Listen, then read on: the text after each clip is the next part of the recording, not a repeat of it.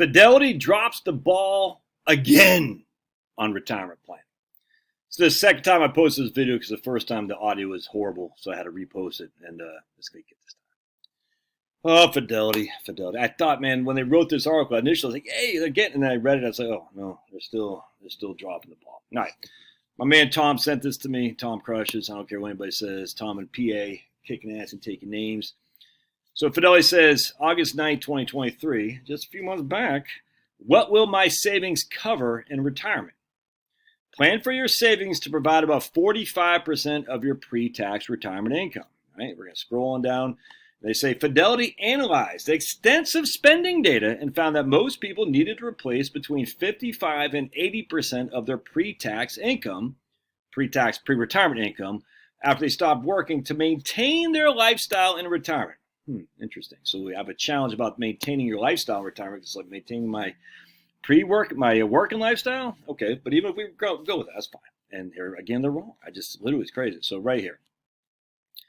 As you can see in the chart below, someone who makes 50,000 schmackaroonies might expect to need to replace about 80% of that, all right, in order to maintain their standard of living. Again, I'm harking on maintaining your standard of living.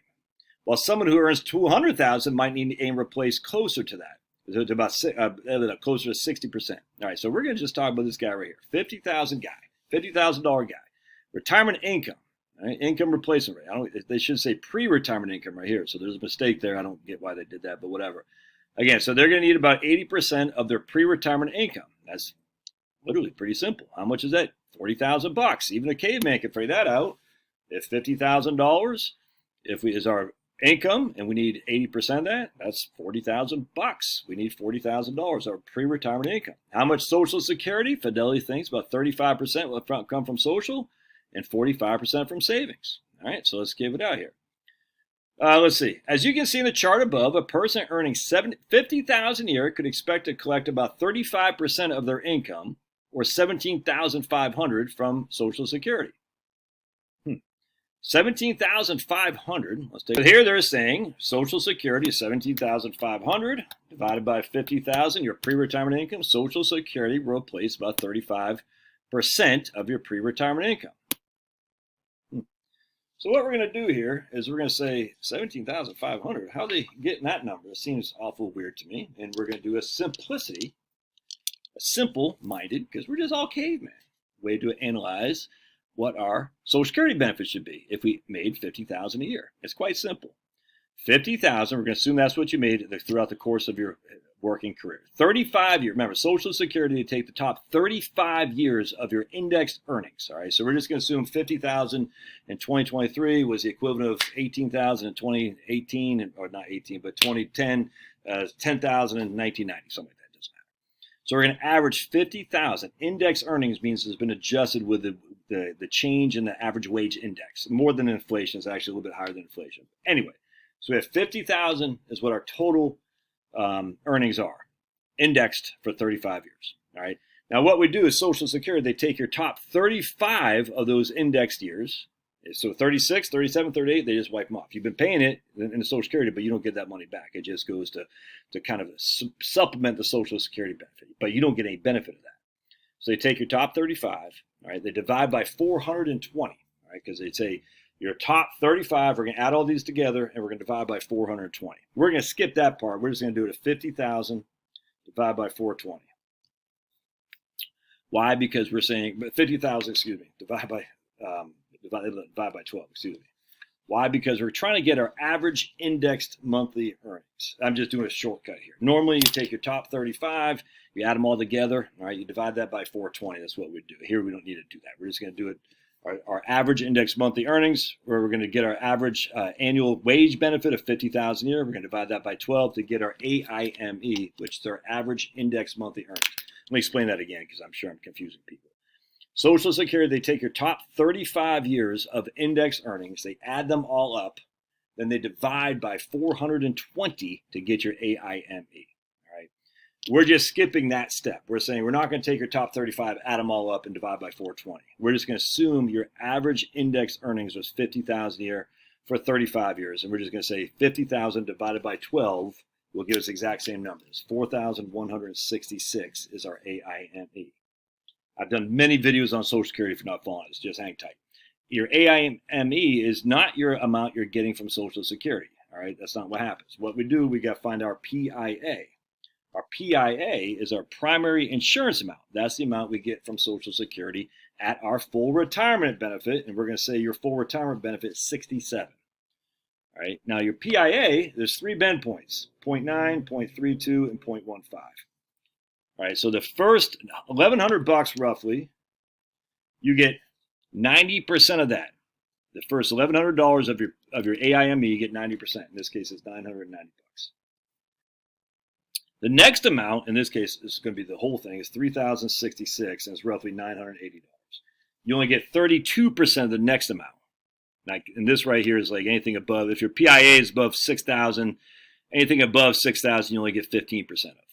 So the next $3,000, you get 32% of that, and that will be your PIA. In this case, it's about what was that? I'll tell you what it is right now. We're going to get my calculator. And we're going to go down here. Hold on a second.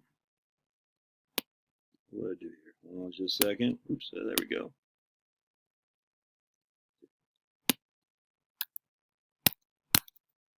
There we go. All right. All right, so we're going to do our calculator, which is a 990 plus 980. And we're going to say our benefit there is $1,970 a month. We times that by 12. So our benefit is actually $23,640. For simplicity, we're going to round up to say $24,000. So I don't know where Fidelity is getting that. What did they say? What did they say the benefit was going to be $17,000? I have literally no clue. Yeah, right here. They say you're $17,500. Now you might say it's because they're going to take their PIA early at 62. That's not true. If you come down here, that's not what they're saying. They're saying right here, default retirement age is 67. So I don't understand why. I literally don't understand where they're getting the $17,500 right here for Social Security. Right there, $17,500. I'm not getting anywhere near that. So it doesn't make any sense. So anyway, it's going to be $24,000, and this is just for a single person. All right, so if we need $24,000, if we're getting $24,000 from Social Security, and our retirement spending is going to be $40,000, because $40,000 is 80% of 50, what we're making pre-retirement. Remember, we don't have to pay income taxes, we don't have to pay FICA taxes, we're not putting money into a 401k and whatnot. We only need $40,000 a year of income, and $24,000 is coming from Social Security. Well, guess what? We need $16,000 a year from our portfolio. 16,000 divided by 0.05. Let's take a look what that will be. And I'm using 0.05 because I don't like the 4% rule. I think 5% is much more advantageous. 16,000 divided by 0.05. We need $320,000 of other accounts. $320,000. That's it. Fidelity would have you believe you need $700,000, $500,000. I mean, again, because they don't have the Social Security numbers right. But even worse, how many people are married in retirement? The majority, if not the vast majority. So even worse, Fidelity. If this is right here, 17,500, or I know it's 24,000 from Social, and my spouse gets half of that, we have 36,000 from Social Security. 36,000 from Social Security because I get my 24,000 at my PIA. That was my PIA, it's my full retirement age. Charlotte gets half that. We'll even just say 10,000 because she'll take it at 62. It doesn't matter. So now we got, we'll say 10,000 instead of what did I say, 24, 12,000. We're going to say 10,000. So we're going to have 34,000 a year coming from Social Security alone. We need $40,000. That means we're going to need 6,000 from our portfolio. 6,000. Watch this. Divided by 0.05. I hope this makes sense, man, because it's important. It's like $100,000 or something like that. $120,000. Huh? So I don't understand where Fidelity's. I mean, what the hell, Fidelity? It just. I mean, their numbers are just jacked. It doesn't make any sense. Just look at how many people are married in retirement, how many people are widowed or single. It's not even close. The married people dwarf the single people. So why would they? I don't understand. Anyway, so now we go down here, and they said most people are eligible to receive Social Security benefits at 62, but those benefits increase until you wait until your full retirement. We already talked about that, and we already said right here, Bill needs to replace 45% of his income from savings if he retires at 67. That's just not true. It doesn't. I don't. And then they're saying if he stays until he's 70, he only needs to replace 40%. I literally don't understand why Fidelity is saying that. Again, if we have 45% if our ink, so let me show you what I'm talking about. If Fidelity was right, and we did 50,000 minus 17,500, what we're getting on Social Security, equals right there, 32,500. All right. So if Fidelity is right, they say we need 45% has got to come from our savings accounts. I mean, how much of a and we need 32,500. How much of a portfolio would we need? Of over 500,000 bucks. Huh? Where? I mean, I'll show you what I'm talking about. Let me just show you. So we need 50,000. We need $40,000 minus 17,500. Oops. Be about the same. Divide by 0.05. We need 452,000 bucks, and that's just on replacing $40,000. I mean, I just don't understand why Fidelity is saying that. They're wrong. They're just dead wrong, and it's weird. Because I read the data, I said, oh man, they're actually diving into this, based on Consumer Expenditure Survey statistics of BLS, the Bureau of Labor Statistics. And again, I am the only guy who is, and this is what I said before. I'll say it again. It wasn't until me, yes, this guy right here. I was the one talking about this before. No one else was talking about it. I was. Now everyone wants to talk about it. That's fine. I am the one talking about it. All these other people are like, no, because no one freaking reads this stuff, dude. It's crazy. Everyone just says, oh, Fidelity must know. Why? Well, because they're Fidelity. But they don't. They're wrong. Who's the people writing these reports? In fact, did they even say who wrote this? Do we even know who they are? Just faceless bureaucrats? Is it AI? I don't know. Yeah, they don't say who's writing it. Right here. Assumes right here is another assumption. Assumes a single income household retiring claiming a single income. Oh my goodness, it's so bad. A single income household retiring claiming Social Security at 67. 17,500? What the hell are you talking about, Fidelity? Single income household, that could be two people, husband and wife. Wife gets half the husband's. Well, thanks, Fidelity. I thought you were onto something initially when I saw you reading the Consumer Expenditure Survey. Now I realize you weren't. I don't know, dude. It's embarrassing. I'm embarrassed.